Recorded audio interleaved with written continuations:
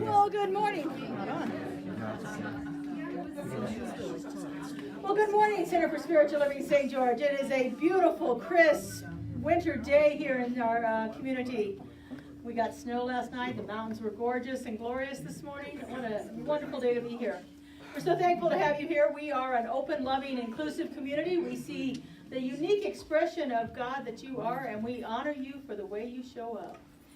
If this is your first time here, we have a little welcome packet here with some information. So if you just raise your hand, we'll have somebody bring that around to you. Oh, we've got some people back over here. Wonderful. Thank you for joining us here. We're so glad to have you. There's a card in there that has a little gift for our fabulous bookstore. If you'd like to fill that out, and Sue, our bookstore manager, will be happy to exchange that for a gift for you. So, and if this is your second time back, we're glad to have you. I'm glad you found something here to bring you back. And if you are one of our regulars, well, this is just a great place to be on a Sunday morning, isn't it, folks? So we're going to open up the way we always do with fabulous music by Cheryl and Cody. So here we go.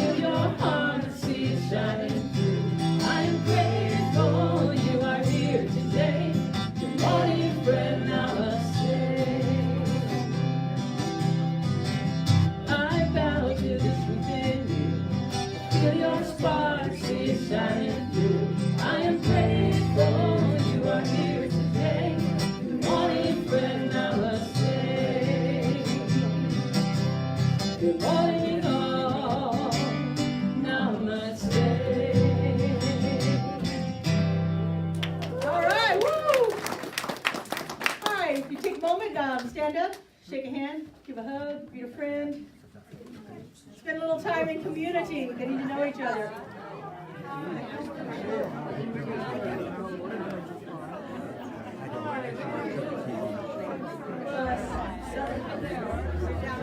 We're in Riverside, and then we got this I guess it's really close to Disneyland on the street. I can tell. Yeah, so it's actually the town of Orange. It was a town of Orange. I left it home again.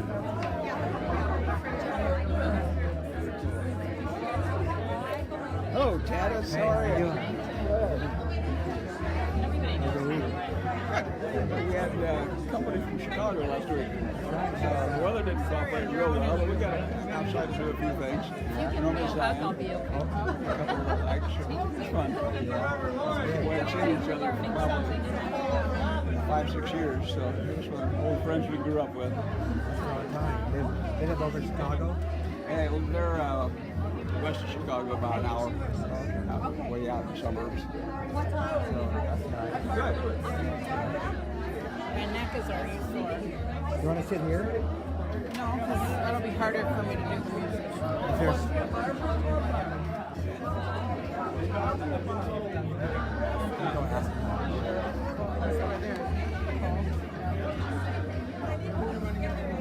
I look like I need a hug. It's all about me.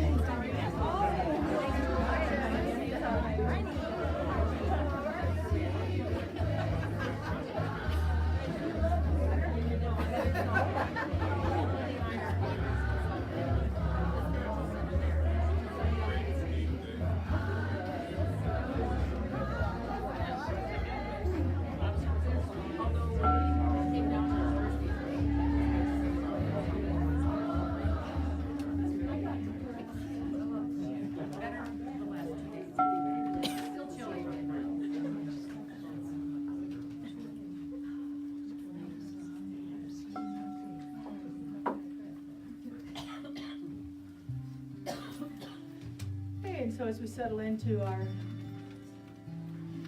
contemplative time here and get prepared for our invocation, would you take a moment and check your cell phones?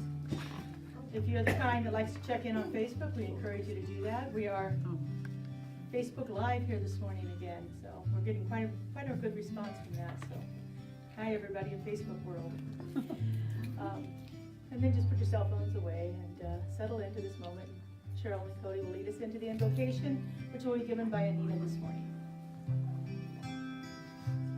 In this moment, in this place, I remember who I am, letting fear and worry fall away from me. I open my eyes and see there is only love. There is only love. Love that heals, love that sets me free. There is only love.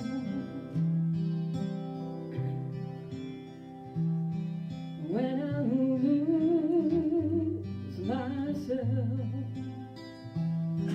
when I feel I've lost my way, when I go inside and quiet my mind, I hear spirits gently say, there is only love. There is only love. Love that heals, love that sets me free.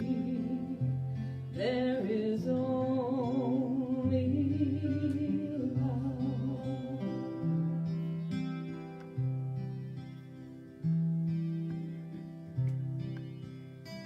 I invite you now to go within, to that place where there is only love, and feel yourself fully present in this very moment. I recognize God as the one power, the one presence, the one love and intelligence behind all of life. It is the source and creator of all things. I see the evidence of God in the beauty of the environment around me. The red rocks and the life-giving rain and the infinite grains of sand. I feel the joy of God in the smiles and the warmth of this community of people coming together. And I know the love of God among family and friends and creatures of the earth. And I know that God has made all of this from itself. And so I know that God has made me from itself. How amazing that each person here is made from God's stuff. Perfect, beautiful, complete, filled with love and joy and peace. And so I know that as we come here together this morning, we come as a family created by one source, one infinite givingness, one love. And so I speak my word for each person here today, each person who's watching this virtually, and I recognize that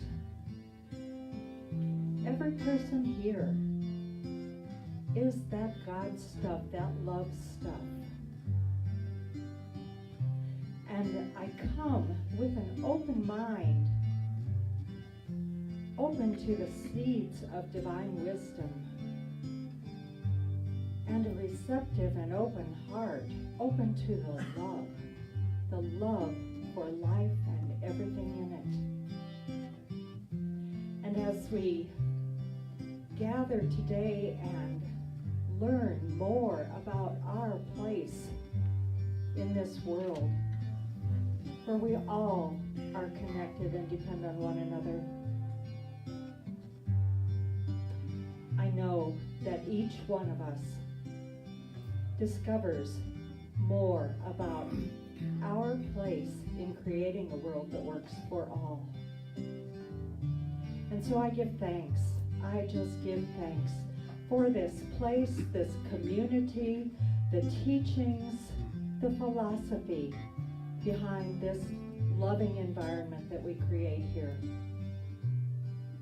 I give thanks for every person who participates in any way in this service today. And I give thanks that life is so very good and we are so blessed. And I let it be, as we say together, and so it is.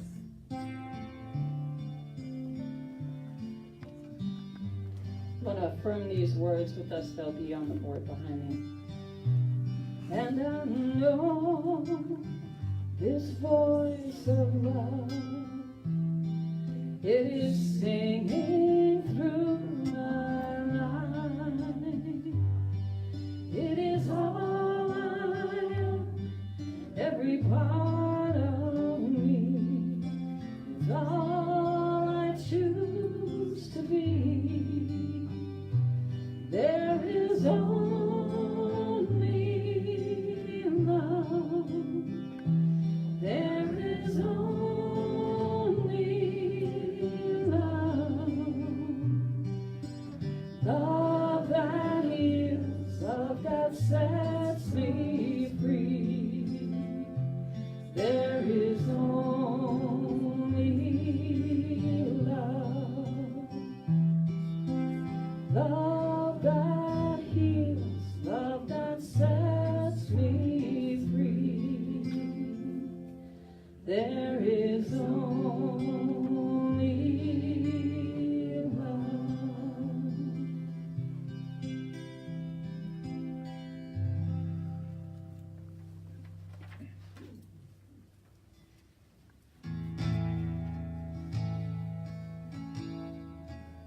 Ernest Holmes said that spiritual wisdom says that God manifests through everything and is incarnated in all men. That is all divinity, and that nature herself is the body of God. The poet and mystic Francis Thompson poetically noted, "One cannot pluck a flower without troubling a star." And it's kind of no wonder that we use nature as an example of connectedness, of patience, and of intuition. And we have so much we can learn when we watch that pace and trust that flow.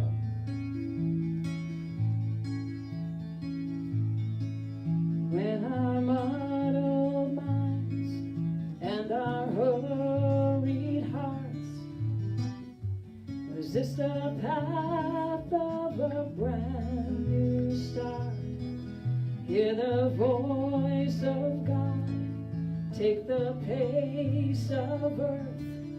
Under dormant life lies in wait, new birth. And every moment needs the one before, each new step dependent on the past. Building, growing, needing, knowing, seasons turning into faith that lasts. When our eyes can't see what's around the bend, and our senses fear just a cold dead end. Rest in spirit's truth, let it be your guide. Change is just a place where strength and hope collide. And every moment needs no one before, each new step dependent on the past. Building, growing, needing, knowing, seasons turning into faith that lasts. Yes, every moment needs a one before, each new step dependent on the past. Building, growing, needing, knowing, seasons turning into faith that lasts.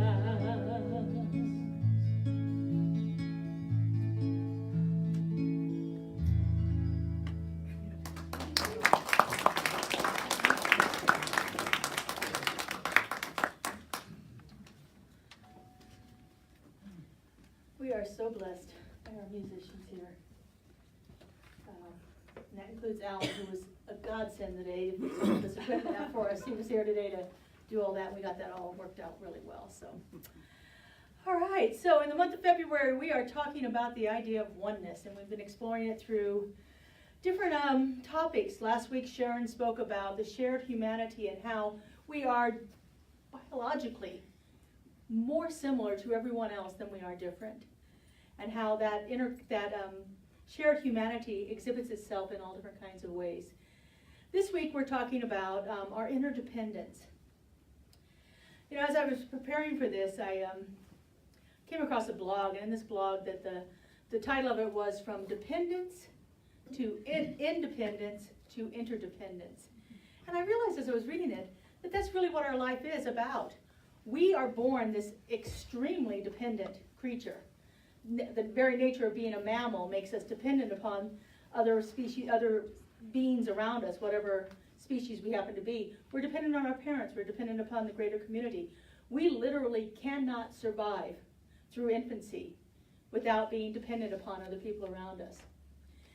But not too long after we go through this very dependent stage, we start to enter into this really independent stage. A lot of you call it the terrible twos. where we're starting to stretch out and we're trying to break away from this dependence that we've had upon the people around us. And so then we spend a lot of time in this idea of becoming independent. And it manifests itself as what we call the teenage years. So where we're really striving very hard to be completely independent from the people around us. But as we mature, we begin to realize that that's actually a false way of being. That we are truly very much interdependent.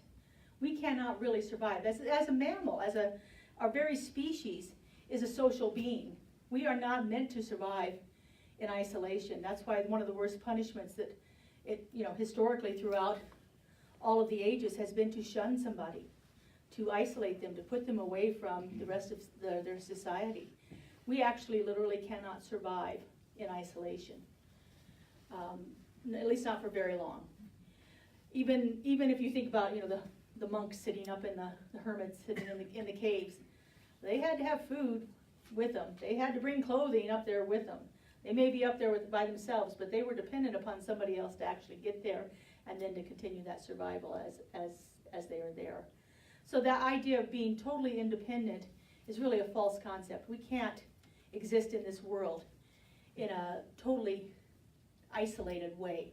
We are definitely interdependent. And as we have moved into this 21st century, our world is beginning to recognize that interdependence in a greater and greater way. We really are becoming a global society. And I believe that all of the strife that we're seeing in our world right now is a reaction to that. Change is scary. People don't want to change. They find that these borders that they have created, these artificial borders, are comforting to them. And so as we start to talk about not having those massive borders, we get a lot of backlash coming back from it. And it's all based on fear. It's all based on fear. Our boxes that we've created for ourselves are very, very comfortable places to be for a while.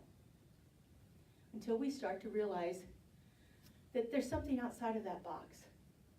That there's something out there waiting for me. This is one of the things that happens as we mature spiritually. You know, I don't know if it's a well-kept secret, but it certainly was a secret for me. Spiritual growth is very uncomfortable. Mm-hmm. There is absolutely nothing about it that does not disturb you in some kind of way. Mm-hmm. That spiritual transformation that we go through when we become more aware of who and what we are and our connection to that universal power, that one presence, disturbs us on a very deep level. It starts to break down our life structures. It starts to tear away the walls of the boxes that we build around ourselves. And as we're becoming more spiritually aware, and I think most of you can feel that, we see it happening in our society. People are more spiritually awakened now than they've been in the past, at least, or maybe we're just more aware of it because of the internet and everything that we have. We can see things more quickly. But this idea that we are transforming spiritually shows up in lots of different ways, and it shows up in breaking down those paradigms that we've established as far as things like boundaries and borders and isolated groups. We are no longer able to keep ourselves in our own little isolated groups of people without having to interact with other people. You know, it's that them and us thing. It's hard for us to just stay us without them interacting with us. And as we begin to break those down, and we see that the thems are pretty much the same as the us's, then we start to realize that it doesn't matter. We don't have to create these artificial borders around us. We don't have to create these boxes that we've filled ourselves with. You know, this whole idea of this global society. I have nieces and nephews that are in their late 20s, early 30s, and for them, they don't see the differences the way my generation saw the differences in people. They're no longer afraid of that. For them, it's like, this is common stuff. This is just everyday life for them. It doesn't seem to matter to them. I taught middle school children. I guess it's been 6 years now since I was teaching, but my last 3 years was teaching middle school kids. And, you know, yeah, there were bullies in there. And you know, you have your bully every once in a while, but they were so accepting of the people from different cultures, the people with different gender identities, the people that had different home lifestyles. It was so accepted. I was just like amazed watching these sixth graders. They were 12-year-olds for the most part, watching them interact with each other, and they didn't care. 30 years ago, the kids cared. When I first started teaching, it was a big deal. That was when we were just starting to segregate schools more and things like that. It was a big deal back then. And it's not a big deal to the younger people in the world nowadays. But this interdependence that we have, it transcends even our species. As Cheryl was talking about at the beginning of her song there, that this is not just limited to being interdependent with each other. We are totally interdependent with all the life around us. We are totally interdependent with our planet. And yeah, we can, with our human consciousness and our, you know, advanced knowledge systems and so forth, we can create things that make the world work for us. But how well are we making us work for the world? Are we doing our part to make the world work well? You know, we can create machinery that can change the landscape of the earth. We can create lakes. If you don't believe me, just drive about 50 miles and there's a really big one that was created by man for their convenience, for our convenience. But how are we interacting with the environment? Are we being convenient for the environment around us? When I started thinking about this idea of interdependence, what came to my mind was this video that I watched, I don't know, 7, 8 years ago, about the wolves being reintroduced in Yellowstone National Park. And so I went onto YouTube and I found it for you. And so I'd like to show it to you. It's about 4 minutes.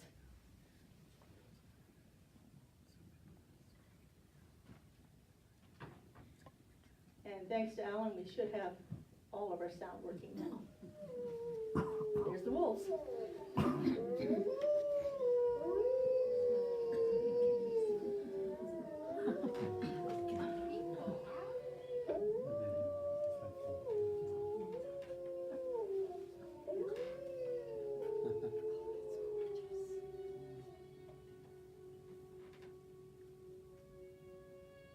One of the most exciting scientific findings of the past half century has been the discovery of widespread trophic cascades.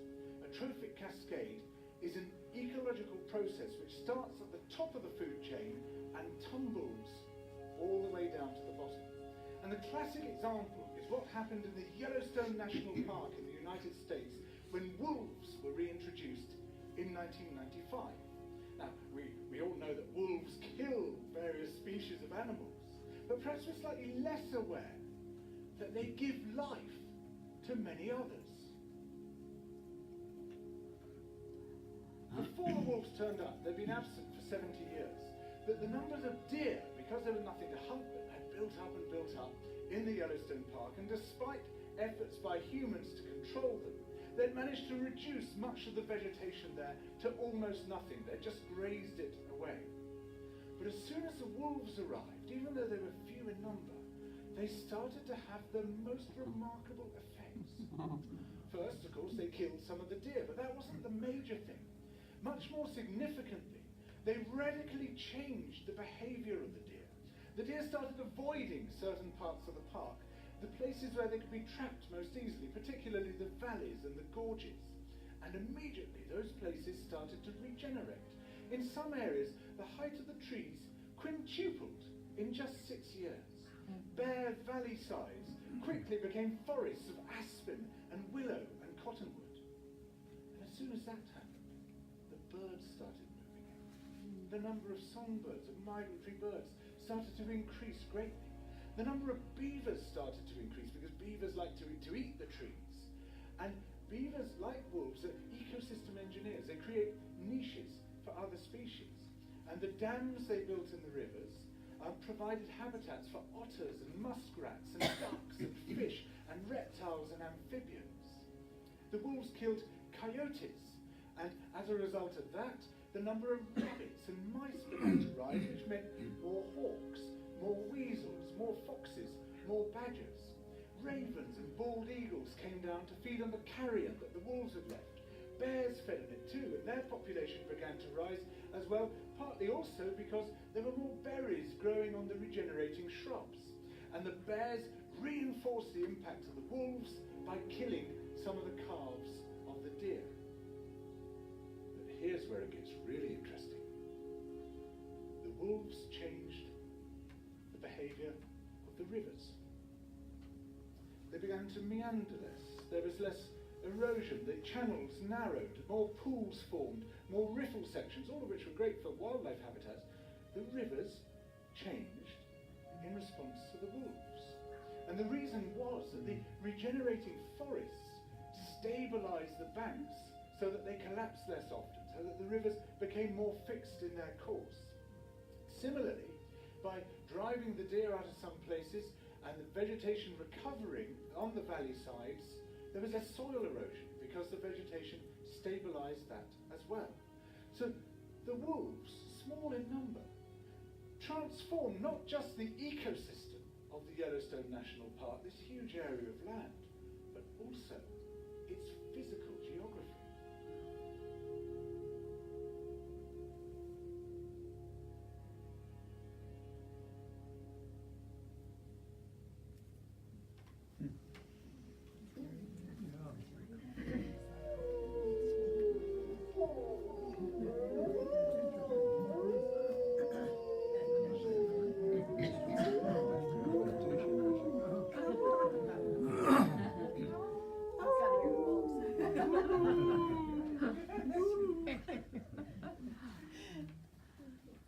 One species could do all of that. One species that doesn't have these really complex brains that we have. One species that isn't able to, because they don't have opposable thumbs, create machines that we can. Imagine what we could do if we set our minds to it, about reversing some of the damages that we've done to the earth. We think we live in isolation.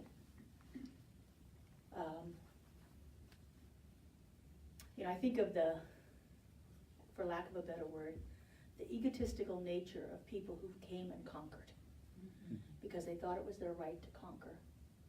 And they changed landscapes because they thought it was their right to make it better, just to make it more convenient for them. But what are we doing to our global planet? What are we doing to the species around us? Countless species become extinct every year because of mankind. We are so dependent upon the world that we live in, the natural resources that we have in this world. And yet we have a tendency to think we know better and do it the way we want to do it. We're so dependent upon each other in the world, and yet we try all of these means of isolating ourselves from each other. One of the things I found was this quote. It's by Jim Stockinger. I haven't heard of him before, but it's too big to put up on the screen. Each of us lives in and through an immense movement of the hands of other people. The hands of other people lift us from the womb. The hands of other people grow the food we eat, weave the clothes we wear, and build the shelters we inhabit. The hands of other people give pleasure to our bodies in moment of passion, and aid and comfort in times of affliction and distress. It is in and through the hands of other people that the commonwealth of nature is appropriated and accommodated to the needs and the pleasures of our separate individual lives. And at the end, it is the hands of other people that lower us into the earth. This reminded me of my favorite poem, which I've shared with you before, You Are the Hands of God by St. Teresa of Avila. If these are God's hands, and yours are God's hands, and I cannot exist without the hands of other people, then what am I doing to create that interdependence in my own life? Am I looking at other people and seeing separation? Am I looking at other people and saying, that's them, not us? As we begin to develop this global society, this global universe that we're working in and through, we have to begin to look at our interpersonal relationships too. We have to look at how we feel about other people. And I think I've shared this with you before, but one of the things that I did early on when I was starting my spiritual journey here was I had a great deal of a reaction when I would pull up at this street corner and there'd be somebody homeless on the corner. It would bother me immensely. I turned my head away. I didn't want to look at them. I didn't want to make eye contact. I felt such sorrow for their condition, and it made me very uncomfortable. And I realized that this was not a good place to be coming from, especially if I'm trying to develop myself spiritually. I needed to be, having a better attitude about it. And so I started doing this practice. When I would pull up to the street corner, I would make myself make eye contact with the person. I would smile at them. And in my mind, I would sing this song by Karen Drucker, which is called You Are the Face of God. It's a very simple little chant. You are the face of God. I hold you in my heart. You are a part of me. You are the face of God. And I found for me that has been very powerful practice, not just with dealing with my discomfort at seeing people that were homeless, but my discomfort when I'm in any kind of a situation that feels a little tense, a little confrontational. That little phrase just goes through my mind. If I can bring myself into that recognition that you are the face of God, just like I am the face of God, then I totally get that we're completely interconnected, that there is no separation between us, that each one of us is just expressing God in our own unique way. And truly, it dissipates almost any kind of feelings I have of fear or anger or distress or anything that's happening within me. They just kind of fade away when I bring myself back to the realization of that truth. It's a really powerful practice that we can engage in. We're reading right now the book of the month, which is Beyond Religion. ethics for a new world. And then it's a book about what he calls secular ethics. So that he's taking the religion, religion dogma out of the ideas of ethics. And he's making it more of a human, moral attitude that we have. And he says that in order to get to this idea of living in this interdependent world, we need to practice 3 kinds of ethics. Pop. I'm gonna get over here. Sorry. I don't want to mess up with the mics here. So we have the ethics of restraint, which is actually deliberately refraining from doing any harm to anybody else. We restrain ourselves from that. We have the ethics of virtue, which is actively cultivating and enhancing our positive behaviors and values.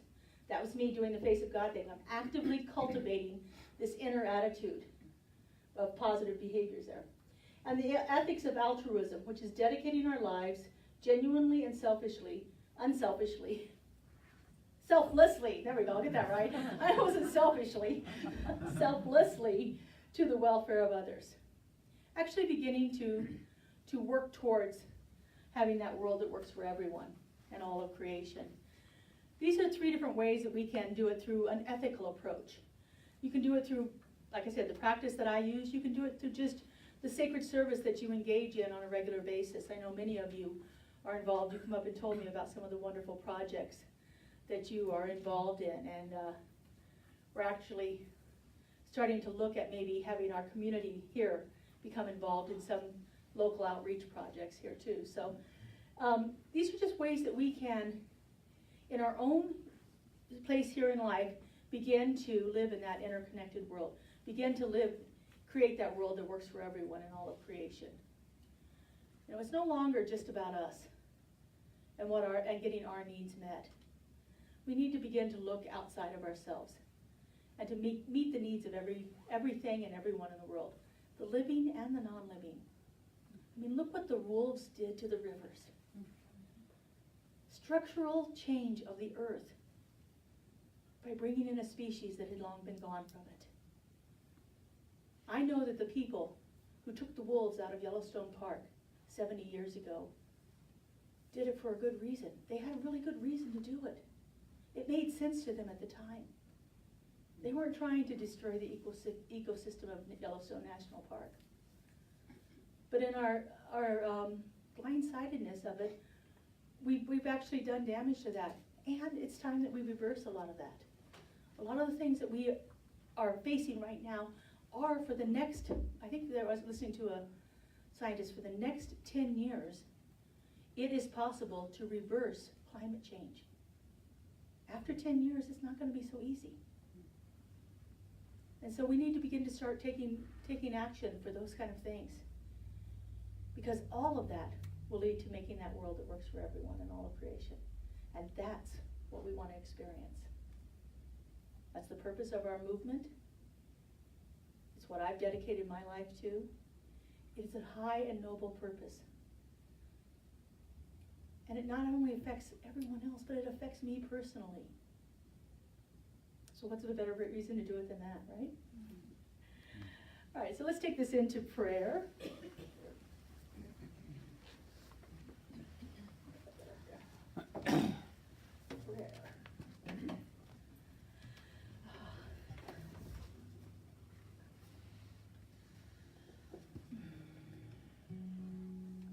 So I just invite you to turn within. If it feels right, just taking a nice deep breath. I love to take the breath because it centers me in my body, bringing me fully present to this moment, to the perfection of now that always exists in the present moment. And so right here and right now, I know that there is only one power, one presence, one divine creative force of all. It is that love intelligence that has brought forth everything into expression. It is that creative energy that moves the stars and the planets, that aligns everything into perfection and harmony. It is that unconditional love, that perfect peace, that divine clarity and wisdom that infinite, perfect, right order.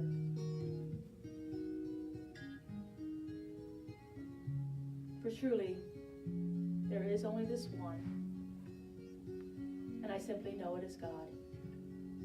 And I know that God is all there is. Because I know that God is all there is, I know that I am one with it. That I am that unique manifestation of the divine brought forth here to do its work. And as I know this is true for me, I know this is true for each person present here today, each person within the sound of my voice, each person that has ever existed or will ever be. For truly nothing exists outside of the power and the presence of the one. And so I speak my word, knowing this truth, that this one life is manifesting itself through all creation, through every living being, for every inanimate or animate object, for everything is that power and presence of the one, the trees, the rivers, the animals, the beautiful beings that inhabit this earth. Truly nothing exists outside of this one power and presence. And so I know our lives are unfolding in divine right order. I know that there is a harmony and a perfection that is happening right here and right now. I know that it is manifesting itself through us and showing up as us in all that we are and all that we do. And so I know that we are guided and directed to take the right steps for our own spiritual development, for our own unfoldment, and for the unfoldment of all creatures, great and small. I'm so grateful to know this. I'm so grateful to feel this power and presence. And I'm so grateful to see it operating in the lives of everyone I meet. And so I just simply release this word into the law, into the creative mind that always says yes. I let it go and I let it be. And together we say, so it is.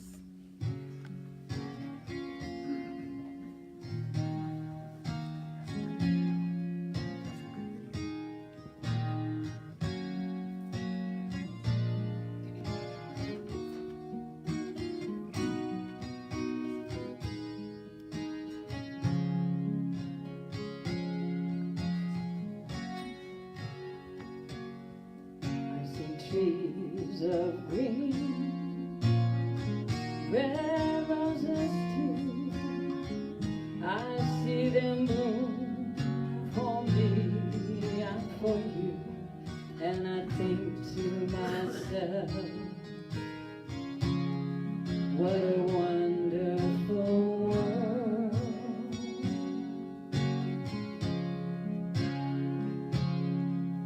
I see skies of blue and clouds of white, bright blessed day, dark sacred night, and I think to myself, what a wonderful world. The colors of the rainbow, so pretty in the sky, are also on the faces of people going by.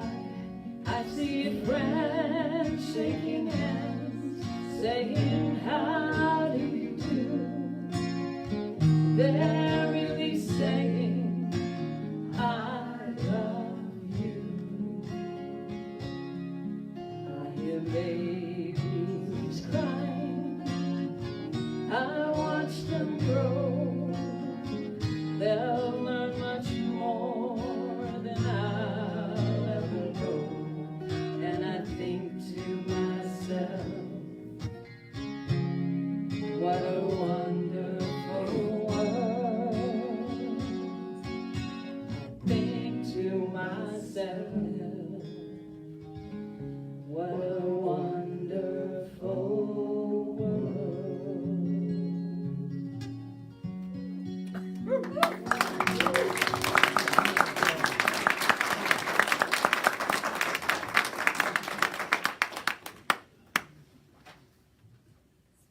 guys might sit down. Oh, you're gonna be ready? Yeah, well, there's another little thing coming up. I love how God works. Oh, wait, no, not yet, I forgot. I forgot this part. Never mind. I love how God works. I mean, they didn't know what I was showing, and I didn't know what they were playing, so it's really wonderful how it works all together. So, thank you, God. All right, now is the time when we enter into the sharing of our tithes and offerings. This is a practice that we do consciously, knowing that the Infinite One is our source of all supply. So I invite you to get your offering ready. I left mine in the office this morning. When you have it ready, just go ahead and hold it over your heart. And in whatever way you choose, give it a silent blessing.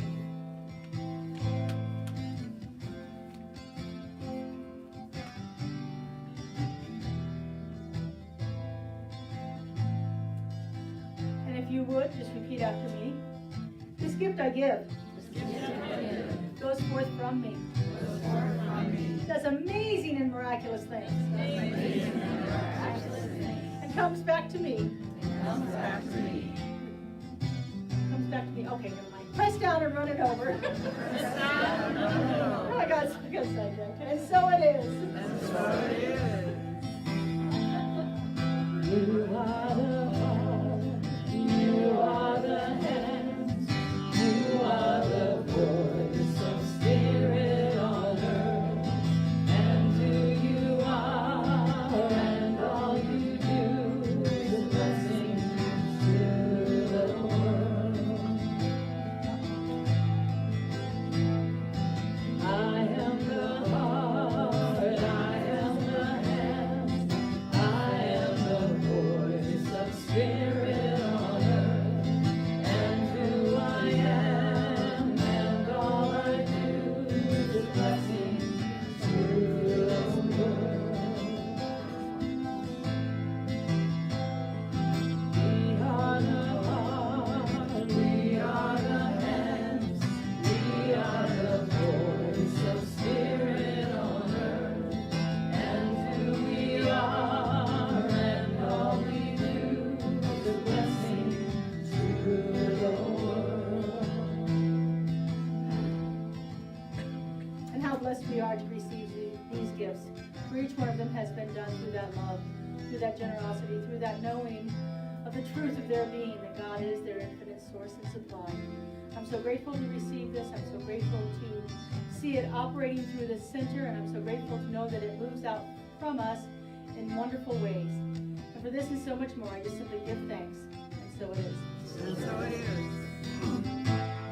Let's sing that last verse again. We are the heart. We are the heart, we are the hands, we are the voice of spirit on earth, and who we are and all we do is a blessing to the world, blessing to the world.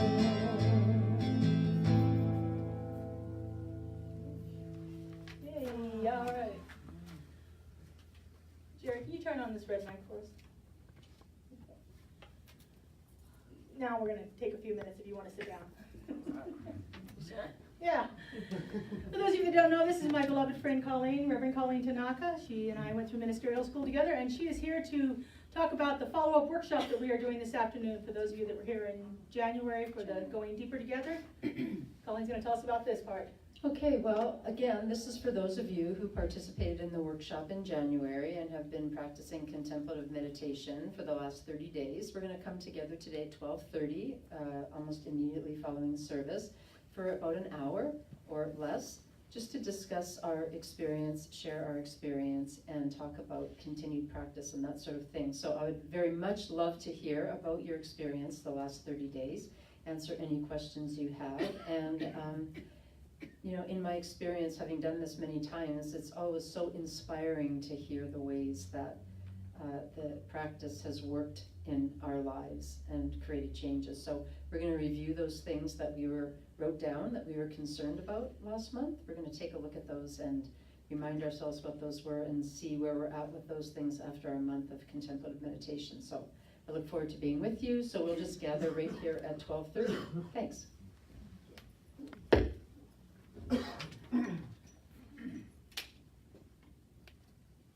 We have a class coming up. It starts on this Tuesday, the 19th. That's our foundations class. Foundations of Science of Mind. Yeah. Surprise. Yeah.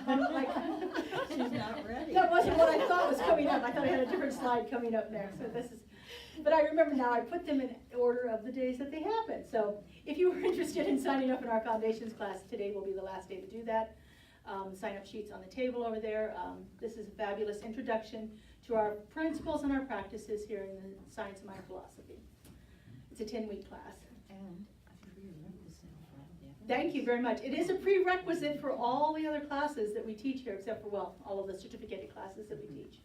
So I have the whole year planned out already of classes. We have classes every Tuesday and Thursday night for the entire year. So got a lot of things happening. So if you're interested in maybe taking something further on down the line, you can take this one first.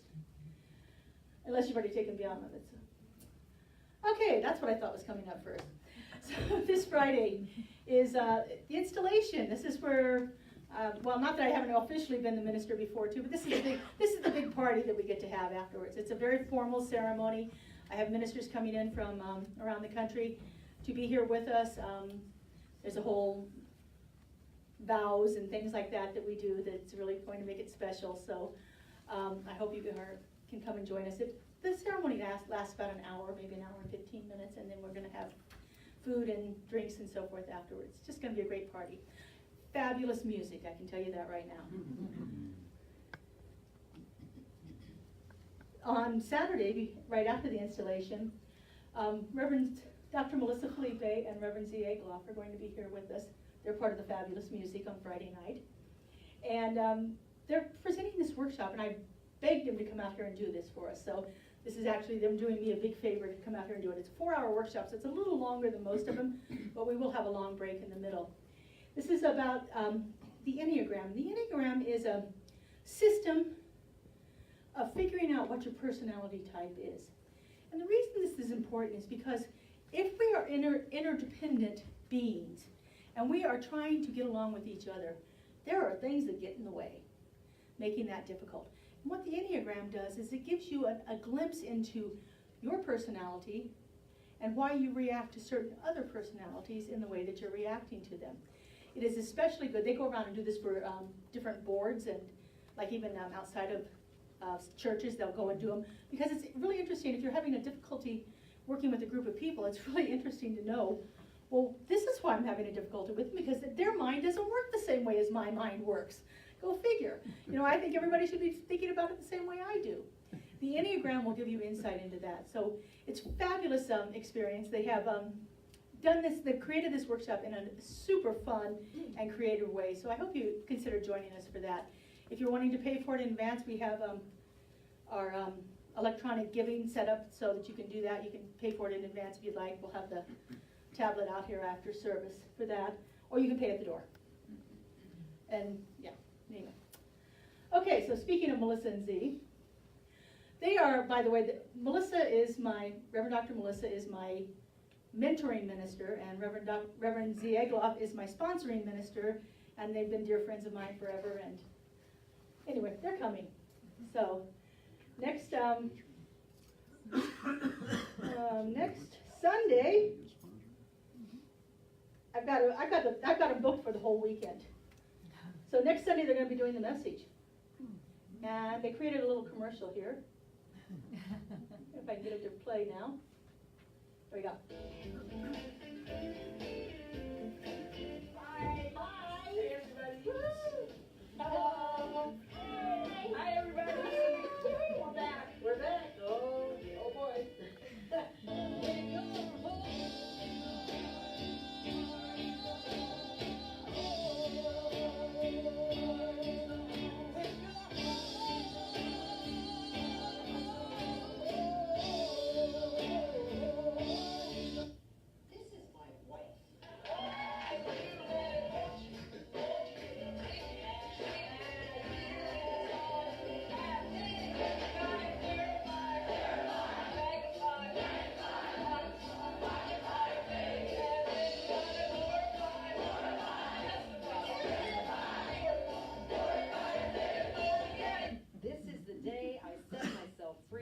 shame.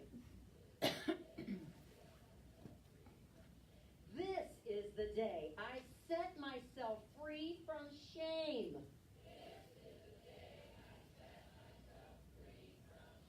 Yes. Share your all with the one, share your bliss with the one, share your colors with the one. There's only one, share your dreams with the one, share your energy with the one, share your freedom with the one. There's only one, share your... I know that when things get crazy, I cling to my faith. I cling to my spiritual practice. Because where I see betrayal, God sees opportunity. Where I see chaos, Spirit sees new beginnings. And when I see terror, God sees love. God sees love and only love. Love is the only truth, and the only truth is love. Love is the only truth, and the only truth is love. Come on, pay attention. Yeah. There's no reason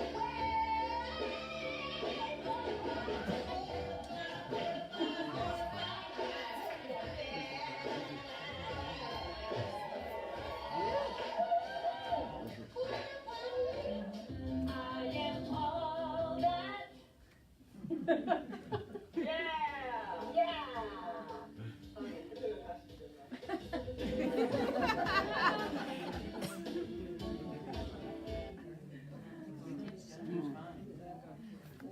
Z writes music that's called metaphysical nerd rap. So, between the two of them, they have 16 albums out. They are phenomenal musicians and speakers, and just all around great people. So they're here for me to do the women's retreat with me also the following weekend. So I brought them out. They're going to be working the whole time. They're good with that. So anyway, we have our annual membership meeting coming up on March 17th. This is a chance for you to participate in one of your rights as members here, to vote for different officers for the core council. We are likely going to have some bylaw changes to vote on also to ratify for the in our general meeting, and just as kind of an overview of what's happening, where we're going with our center. We will be having a potluck that day. You know, we got to give you a little incentive to stay. So we're going to be doing, since it's St. Patrick's Day, we're going to be doing an Irish potato potluck. So we'll have all the fixings for that. So it's from 1 to 3 on the 17th. If you haven't done so far, there are purple membership forms on the table back over there, as well as information about the pledge program and so forth. If you want to fill out any of that, the membership forms need to be turned in by the end of the month. So next Sunday will be the last Sunday for that. By the 28th, we need the membership forms. To be a voting member, you have to sign that, yes, I'm a member of the center. And if you haven't picked up your taxable contribution letter, they're still in my office there. So if you are looking for that, come by and see us. And don't forget to come by on Monday for the Science of Mind discussion group. It's actually growing pretty well, I think. Yeah, it's going good, Chris? Yeah. So they've been doing, they call it, what did she say? So they talk about this talk before that, but the Sunday before, and whatever else comes up along the lines of Science of Mind principles, so forth, with Gwen and Chris on Mondays from 4 to 5:30. And then the Book of the Month study group, again, we're doing the book that's called Beyond Religion, Ethics for a New World, written by the Dalai Lama. We've had some great discussions with that too. It's been really fun. And the Wednesday night service, last week we chanted. There were only 4 of us here, but we had a great time chanting. So come by each Wednesday for a different meditation. Are you doing this one? Is this the one you're doing? No, it's the next one. I'm doing this one. Okay. The one after, yeah, when I'm gone, that's right. Okay, and if you'd like to come by and see me, I'm not going to be here as much on Thursday afternoon this week, but Tuesday and Wednesday I will be here. Sign-up sheets on the table if you'd like to come by and see me, make an appointment. Okay, check out our bookstore. Oh, speaking of that, I was in Las Vegas and they were clearing out a bunch of their New Thought music, and so they had it at a really good price. So these are regular CDs, brand new CDs, regularly $17 to $20. We're getting them for $10 each. So I'm going to put these in the bookstore. Sue will take care of that. But it's our great musicians. It's Karen Drucker, Erica Luckett and Lisa Ferraro, Eddie Watkins Jr., I don't know. Oh, Stephen Mitchell. He's great. I don't know who else I've got here. Oh, Daniel Nahmod, One Power. So great music. So I was able to snag some of those. So they're, as I said, they're $10 each if you'd like to get that. And again, they're brand new CDs. Amen. Anita's here for prayer. After service, you're going to be in the prayer room. So if you want a quick personal prayer, come by and see Anita. It's a very powerful experience that you can give yourself. And then we have, I know there are tons of stuff. I saw Taddis and Jerry coming in with arms full this morning. I don't know what else came in after that, but we have a lot of food in there, so help yourselves. Get foodies. All righty. So if you would stand, please. Whoops. Yeah. Go back too far. Well, no. Okay.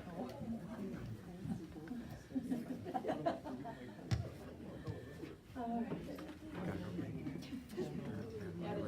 Okay. All right, if you would just repeat after me.